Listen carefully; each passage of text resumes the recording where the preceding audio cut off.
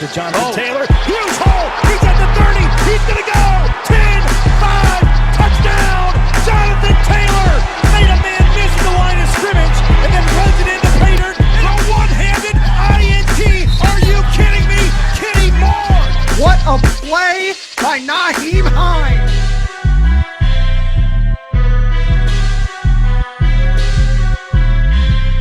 Horseshoe is back, baby. The horseshoe is back. What's going on, Colts Nation? Welcome back to another episode of the Bring the Juice Colts podcast. Derek Larger, Cody Felger joining you as always. So, guys, we talked, I think it was the last video that we had up was the wide receivers and the tight ends version of this. If you guys haven't checked that out, I encourage you to go do so. But today we're going to be talking about the tackles and the edge defenders in the draft and how many of them make sense for the Indianapolis Colts to draft. And, you know, we kind of talked about the wide receivers and the tight ends, and we said, oh, well, there's not a ton of them. Like, we understand who's been linked to the Colts and who's not. But, you know, with left tackle and edge being the big primary concern here for the Colts, there's a lot more guys here that we can look into more detail. So we'll go ahead and start here just for left tackle's sake. Not going to talk about Sewell. We all know that he's going top 10. There's no denying it at all. Vera Tucker, I'm not going to mention. I think he's going top 20. I don't believe he slips.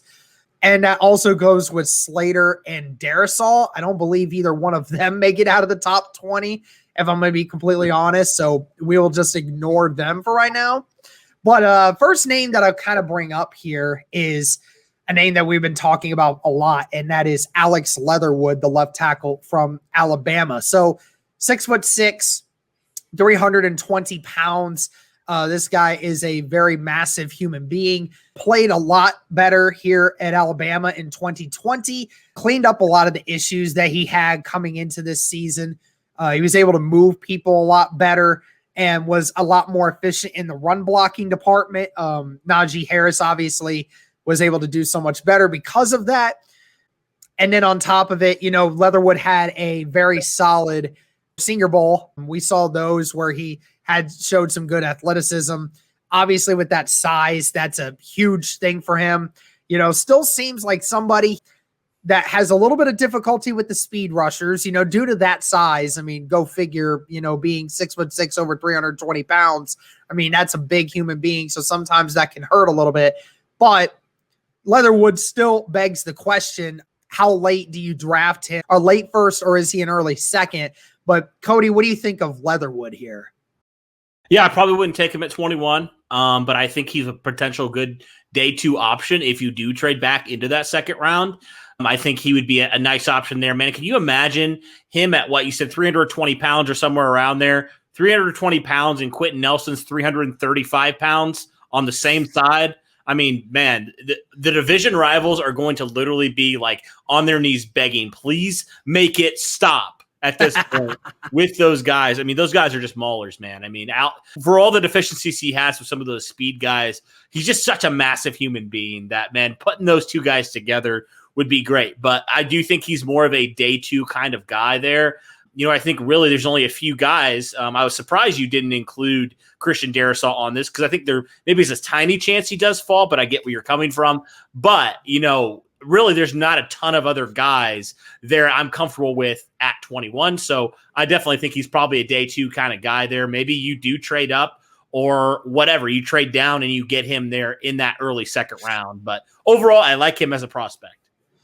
All right, so let's talk about another prospect here that's kind of been in and out of whether or not he'll get into the first round. I think most general consensus is he's a second rounder. That is Jalen Mayfield, left tackle from Michigan, 6'5", 320 pounds. Basically a guy that, you know, had a solid 2020 and, you know, solid years at Michigan, but was never really outstanding. And he missed some time with some injuries in 2020, why he didn't show he was able to do a lot.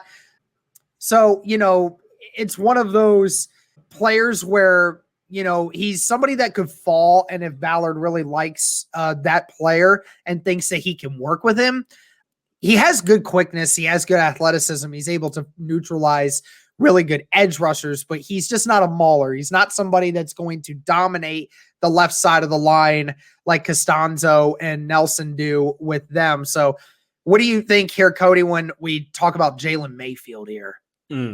Yeah, based off of what you said, I mean, it's a little bit concerning with the injuries you said. Not really truly dominant at any point. So it's kind of like a meh pick to me there in that second round. I think there's other options that I'd probably prefer with probably more upside. But again, maybe it's just a matter of, you got to just, I don't know, like maybe at the NFL level, something changes, something clicks in him. I mean, he's got the size. He's the same size as Alex Leatherwood. So he's got that big frame. But, I think maybe that's just something that's a little bit of a concern if he didn't dominate with that size. Like, what's that say? Maybe is that something on work ethic? What is it? I'm not saying he has that issue. It's just like, okay, what is the issue there? Why wasn't he dominant at Michigan? And the Colts are going to have to figure that out, man. And whatever they decide ultimately, I mean, they're going to go with. But yeah, I mean, look at him strictly from what you said. It's kind of like, I mean, I wouldn't mind it, but I think there's maybe other options there in round 2 I'd probably prefer. All right. Next guy here, and this one's a personal favorite of mine. Anyone that knows that's been watching these mock drafts. Let me guess. All right, go ahead. Liam Eichenberg. No, it's not. No, it's think not. about every other draft, so that's Nope, that's not the right one. There's a different one. It's the one that Destin and I had a debate on, and we're gonna have a bet whether or not this guy's gonna get drafted in the first round, and that is Sam Cosmi, the left tackle from Texas. So Cosmi, 6'5", 310 pounds. I think he actually ran a 4. If I'm not mistaken, he actually ran under a 5 at his pro day.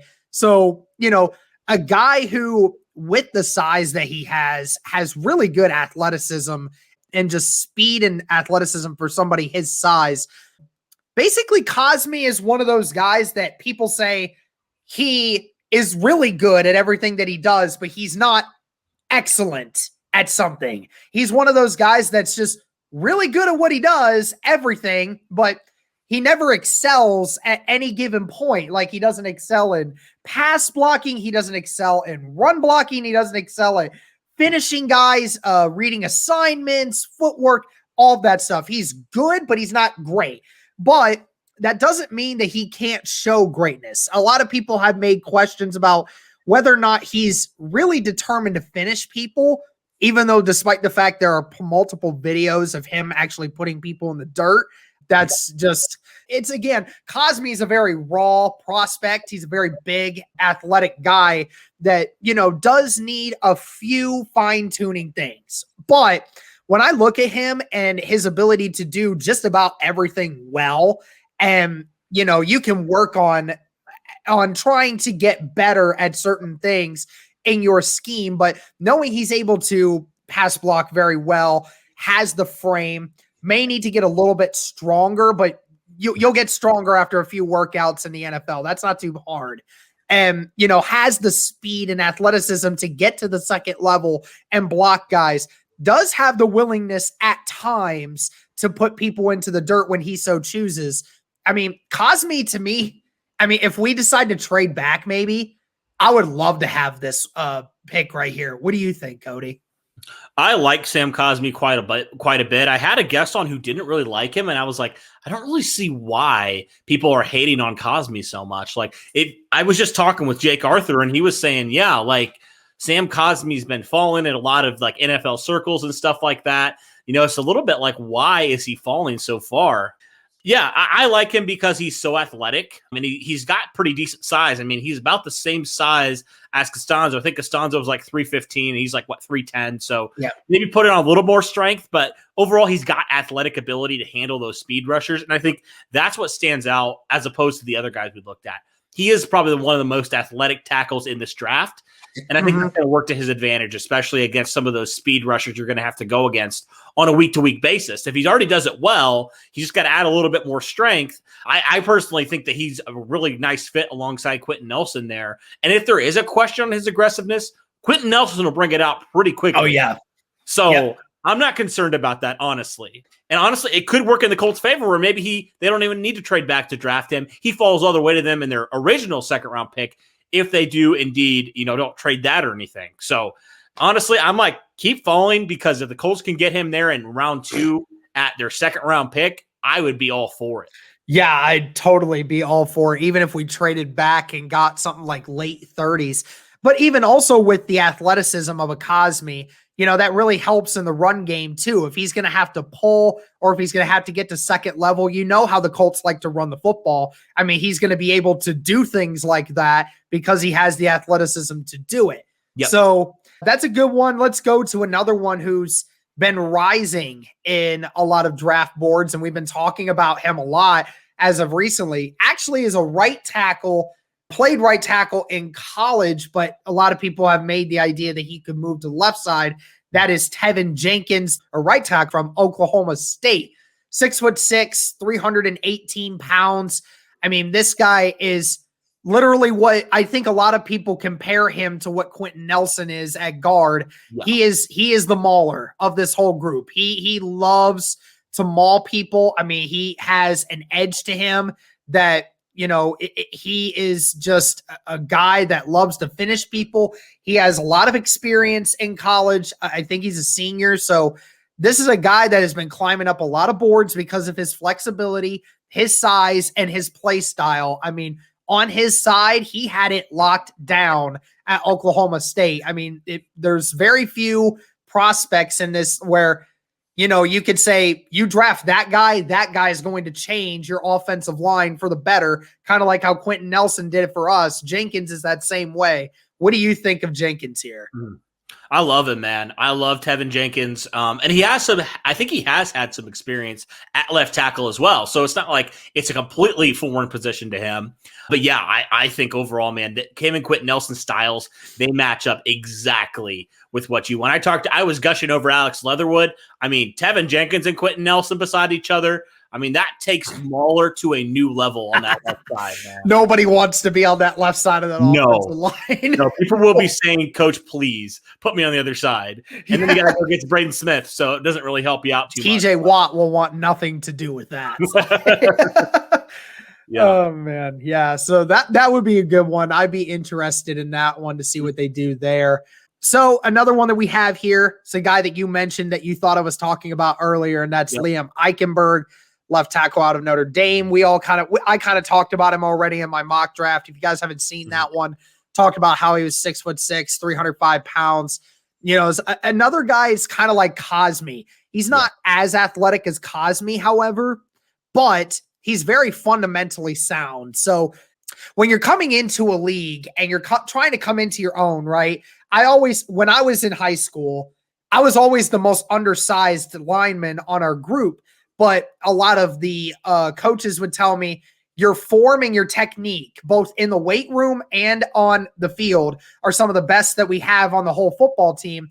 And that is what helps separate you from everybody else, because you can teach guys who have good technique, guys who know how it's done, and good technique and foundation like that help make up for the lack of speed or the lack of strength, because you can work on speed, you can work on getting stronger, but coming in already knowing how to pass block and how to block efficiently is a very good thing. So Eichenberg, a player here that didn't excel at anything, but was a good player nonetheless, somebody that we think could probably drop into the second round and the Colts could probably get near that 54th pick. What do you think, Cody? Yeah, I think that's about a good spot for him there at 54, somewhere around there. It's kind of like, I would like it. I mean, I would like it. There, obviously, it's kind of like going back to the other argument I had. Like, there's other guys that I'd like probably a little bit better. But if you're all going all the way down to 54 and he's a guy that's still there, you got to take him. You got to figure out left tackle. There's things like you can afford to throw him in there and feel okay about it, from day one. I feel like with a guy like Liam Eichenberg, he's got to get bigger. You said, got to get stronger a little bit. But the thing you don't have to teach is that technique, and just he's such a tactician, man, like a technician, I guess is the word. He knows exactly what he's got to do to win. And sometimes, man, you can have all the talent in the world, but if you know what you're going to do and how you're going to attack someone, that'll win out, man. That'll win out every time. And he's got physical traits too that you can tap into. It's not like he has no physical traits at all. I like him very much. I think, the biggest thing again is the speed rushers. That's the biggest thing. The biggest knock on him is those guys against the speed rushers. But like, he's got the athletic ability to be able to handle those guys. It's just continuing to refine his craft in that way. But overall, I like Liam Eichenberg quite a lot. Being a Notre Dame fan, I was able to watch him, and I think he has some good upside for you. Yeah, that would be great to have a Notre Dame left tackle next to the Notre Dame left guard. That would be pretty familiarity funny. Too. Yeah. Yeah, familiarity with each other for sure. Okay, so we got two more players here at the left tackle position, and we'll drop into the edge. That is Dylan Redunz, the left tackle from North Dakota State. 6'5", 305 pounds, about the same size as Eichenberg, just a little bit shorter. So Redunz, there's the question marks of, he's never really played at an elite level because, coming from North Dakota State. But nevertheless, when he was there, when he played and was healthy, he allowed 0 sacks, was a very good blindside protector when Trey Lance was, just dominating at North Dakota State in 2019, didn't allow a sack on that side. So, this is a guy that I feel totally confident in his ability to fall backwards into the draft, into that later second round. If this is somebody that you think that you can develop, kind of the same player as Eichenberg, just not as fundamentally sound, but I think he also has just as much upside as Eichenberg does. So what do you think, Cody? I think, honestly, if you trade out from the first round into the second round, you're definitely going to get a third-round pick. Maybe you get a second-round pick, a later second-round pick, and he's still there. You mentioned it, the biggest knocks. Obviously, the size a little bit undersized there, but and the level of competition as well. But yeah, I think he's a guy that's worth taking that gamble, especially if you can get him in that later second round that has a lot of upside. So I like Dylan Redunz. I do. And then another one that we have here is Walker Little, the left tackle from Stanford. This one kind of surprises me, Cody, that a lot of people have Little being taken in the late first round because this guy has not played football in 2 years. He was hurt the majority of the 2019 season, and he sat out for the 2020 season. So, you didn't get a lot of football experience over the last few years. On top of that, this guy did not wow teams at his pro day at Stanford. So, there's a lot of question marks surrounding Little. Certainly has the size. 6'7", 305 pounds. This guy is a massive human being. It's just a question mark of, what's the priority here? Like how much are you willing to risk on a guy that hasn't played football in nearly 2 years? Yeah, you're right. And he's definitely a guy I don't really like in those first 2 rounds at all. Maybe that's a mid-round guy you take a chance on. That's about all I see for him, especially with injury history for one, and not really playing experience as well in the last couple of years. So maybe to me, he's more of a project player. Like, I wouldn't feel comfortable taking him that long. You have no idea what you're getting with him. That's not a knock on him. You just haven't seen him for years. So I like the size. I think he's more of if I'm drafting him, 4th round guy, 5th round guy, honestly. But if there's a team that believes in him, man, go for it. I just wouldn't be comfortable from the Colts with their need at left tackle going for a guy like Walker Little. I just, no thank you. Yeah, no thanks for me either. All right. Now we're going to move to the edge rushers. A couple of different names here. I got about 6 or 7 of them right here that we will mention. First name, and I think it's a lot of what Colts Nation has really been wanting us to get at 21 if we don't move back, and this guy's still available, and that is Kwity Paye, the defensive end from Michigan. So, Paye really has the physical tools to really do it all. With, being as big as he is and, being as strong as he is, he really is. PFF states it as the definition of built different. This guy's got all the physical gifts that you could have. Overall, as a statistical year, he didn't have a great year sack-wise, but when you look at the size and the strength and the speed of this guy, you look at the raw potential that's there and you say, that's a guy that if we work with him, we think we can develop him. What do you think about Pay here for this one, Cody? Probably, and I know this is controversial and you're not going to like it, but I would take him over Jalen Phillips simply because no injury history. I feel like they have the same upside. Pay is really good against the run. Obviously Phillips is a little bit bigger, but I think Kwity Paye is the safer pick out of any of these guys that are probably going to be available at edge at 21 or near 21. The stats may not always reflect it, but we know stats are very misleading a lot of times. Like, I look at it as like, how is he impacting the game? And he can do it in both departments. He can stop the run. He can get after the passer. He's got the physical tools. He's got a lot of tremendous upside. And the Colts have to find some solution at edge. They just have to. They cannot continue to try to it's great. Like, you got to believe in your guys, obviously, but they cannot wait for these guys to just develop. If they develop, awesome, great. But we can't wait on these guys any longer. We need to figure it out. So for me, Kwity Paye, if he's there at 21, you'd be foolish not to take him there. Much higher upside from Cody than what I feel, but we'll see how that works. Before we get into Jalen Phillips, talk about another guy here, Jason Oweh, a defensive end from Penn State. So ironically enough, Cody, Oweh did not record a single sack at Penn State that last year playing football. Did not produce a single sack. But yet his improvement shot up drastically in his efficiency to rush the passer and be able to force pressure. He definitely did that a lot better. And his pro day, a lot of people were like insanely impressed with his pro day because, again, another guy that's like 6'4" and 260 pounds that can just move people. He is strong, big, and fast.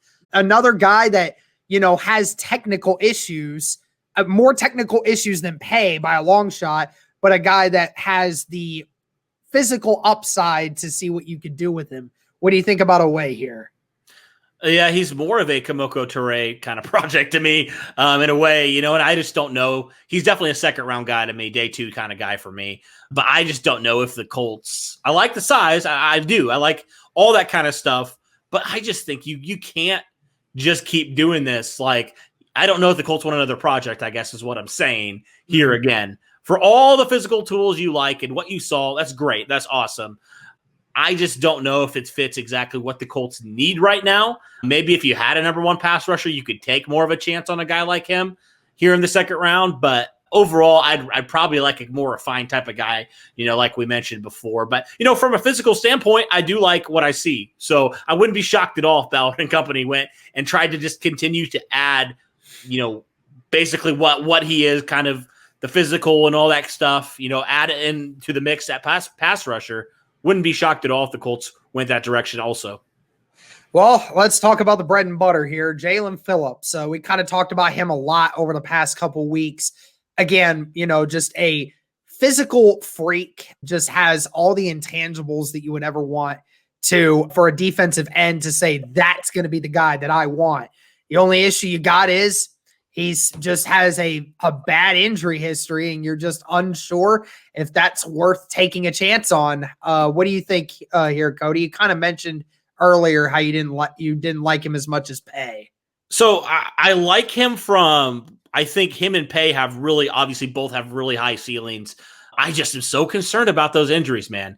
If the injuries weren't a concern, the concussions specifically, if it was another injury, like, I'm probably a little bit more inclined to say, okay, but like, we cannot take that like lightly, I think, like, because like people have retired. Luke Kuechly retired like really early because of concussions. There was another guy, was it Chris Borland, I think his name is, that was on the 49ers that retired after only a couple seasons because of concussions. So like, I don't know. I'm more of, if I'm drafting a guy at 21, I want to ensure that he's going to play for me for 5 to 10 years. You know what I mean? And so with Phillips, I love the upside, man. I do. I'm just concerned about the injuries. And that was the reason why he left UCLA to begin with, because of the amount of concussions he received. And he wanted to see if he could find something outside of football, which he couldn't, and then decided to return to football. and hasn't had a problem with the concussion since being back, but that's still nevertheless a concern for sure. All right, so let's talk about some other guys here. Let's talk about his teammate really quick. Gregory Rousseau, also from Miami, Florida. I mean, this guy in 2019 had a 16-sack redshirt freshman campaign. I mean, he opted out this past year. He was getting a lot of sacks, but they said his pass rushing grade doesn't quite measure up to the sack total. He struggled to win on the outside, which, I mean, if we're going to be honest, that's where the defensive ends in the NFL make the most of their money, is being able to win on the outside. Yeah. So it's a little bit of a concern there for Rousseau, being slightly undersized compared to everything else and unable to win on the outside as much. What do you think about him here at this spot? Yeah, I do wonder how many of his sacks came, like kind of coverage sacks a little bit. Like we saw that, throwing it back to when we were looking at pass rushers in free agency, like there were some guys that like we were kind of a little bit more hesitant on because you saw like their sacks looked nice, looked like 9-10 sacks or whatever it was. But we're like, how many of those were because the defense had great coverage, right? Like how many of those were not really due to the fact of the pass rusher making a play, and I think that's the concern with him, is just simply that, I said it before, I'll say it again. Stats can be very misleading a lot of times. And, that's incredible. That's a great season. But, if you really break it down and look into it, you're like, okay, I'm not as impressed as on the surface I was. So, I don't know. I think just for that reason, I'm kind of a little bit like concerned about that, because you're right. Like if you can't win on the outside, what are you going to do, at defensive end? And the Colts really need somebody who can do that. So, but yeah, I mean, he's got physical tools. He does. I'm just going to say that, and he had production to back it up in terms of sacks. But yeah, there are those concerns, and I think they are very valid for him. All right, so let's talk about another one here, and that is Azeez Ojulari, and that is the defensive end from Georgia. So Ojulari is a very small defensive end. He's barely around 250. So he's actually very small when you look at it, but he does have a lot of length and explosiveness on the edge. I think his arms are very long as compared to everything else. Uses his hands very well. He's got a good cross chop move. It led him to a 91.7 pass rush grade this past season. It was one of the best overall pass rushing grades in all of college football. I mean, for as small as he is, he's very effective. He knows how, he's very fundamental, has good speed and strength, and that length in his arms. I mean, there are many times I saw this last year where he was getting the better end of some left tackles because those arms, he just knew how to work it. So, I mean, it's one of those guys that Ballard definitely loves, his underdog kind of players where they got a little chip on their shoulder because of something that's holding them back, like, Ojulari with his size. What do you think here for Ojulari, a potential first rounder? I seem to recall another undersized guy that was taken by the Colts in the 5th round some years ago. I know where you're going with this. Actually, 2 guys that the Colts took that were pretty considered undersized, and now they're your franchise leading sackers. So you know what? I don't care if he's undersized. If he can win, man, and he can do all that stuff, sign me up. I'm down, man. I'm on the hype train. There you go. The more you talk about this guy, the more I like him. All right. I got you. Yeah, you're absolutely right. I mean, a lot of people forget, like, who's the best defensive ends in the Colts have ever had. Dwight Freeney and Robert Mathis. And where were they drafted? Mathis was a 5th rounder, and I don't even remember what Freeney was. Freeney was a first round. He was a late first rounder, if I remember right. But he was considered undersized. That's why he fell. So, I mean, if people want to say, oh, he's undersized, so we're not going to draft him, that's fine. We'll draft him. I don't care. I mean, it's exactly the point. Like, Ojulari has a weapon that a lot of people don't have, and that's the length in his arms and the ability to actually use that length to his advantage. I mean, you have to when you're that small. I mean, it kind of, in a little bit of a, obviously they play completely different positions, but Kenny Moore is like, what, 5'9", 5'10", but he's got those long arms. So I don't care if he's undersized. If he has those long arms, that's what Ballard looks for, man. That's what he finds. Yep, absolutely. Now, there's a couple names here that we can mention, but I'm going to cut it a little bit shorter on these. But we'll talk about a guy here that Cody had in his mock draft. I think it was his first one, and that was Joseph Asai from Texas. Didn't really play a whole lot up until this past season. He's very bursty, undersized edge who, still had like an 81.1 run defense grade and an 80.5 pass rushing grade. So, nothing crazy, but he had is still effective use of being able to play both the run and the pass. So this is somebody that you could, if you don't address edge right off the bat, Osai could be somebody that could fall and you get in the second round. Your thoughts? Yeah. I mean, honestly, he's so even split in terms of, stopping the run and stopping the pass. You looked at the grades right there. I mean, he's pretty close on both of those things. He's got the physical tools, man. I think he's more of a day 2 pick. I took him in the first round earlier, but kind of looking at him more, I think he's more of a day 2 pick for the Colts. But he's got what you need, man. He's good against the run. He's good against the pass. Honestly, and you can correct me if I'm wrong, but like it kind of reminds me a little bit of like Jabal Sheard with better upside at pass rush a little bit, where he's really pretty solid at both. But I would say this Joseph Asai has a little bit more upside at pass rush. Not to say Jabal Sheard was not a good pass rusher. I mean, he was pretty consistently pretty good for you. But I like Joseph Asai quite a lot. Thus, I took him at 21 because I just like the physical tools from him. But if he falls to that second round, man, yes, absolutely, you take him. Absolutely. All right, guys. Well, I think that's going to round out the left tackle and the edge rushers that we're looking at. I'm sorry. There's one other guy we got to talk about. That's Joe Tryon, man. That's Joe Tryon. I had him in my mock draft. We have to talk about him. I like him personally. I think he's a good prospect for you. I wish I had like stuff on him. I didn't really prepare coming to talk about this, but I just wanted to mention his name because I feel like he deserves some recognition. He could be another second round guy there. All right. Interesting name. Like I said, there's a couple different guys in the second, third round that we've kind of talked about that could potentially get mentioned for the Colts. I mean, I had Carlos Basham in one of my first mock drafts in the second round. I mean, that's starting to sound like that might actually come true. So, but that's going to do it for this one, guys. Let us know in the comments if there's somebody here that we talked about that you like, somebody that we didn't mention that you think we should talk to and look at. But thank you guys so much for tuning in. And as always, go Colts.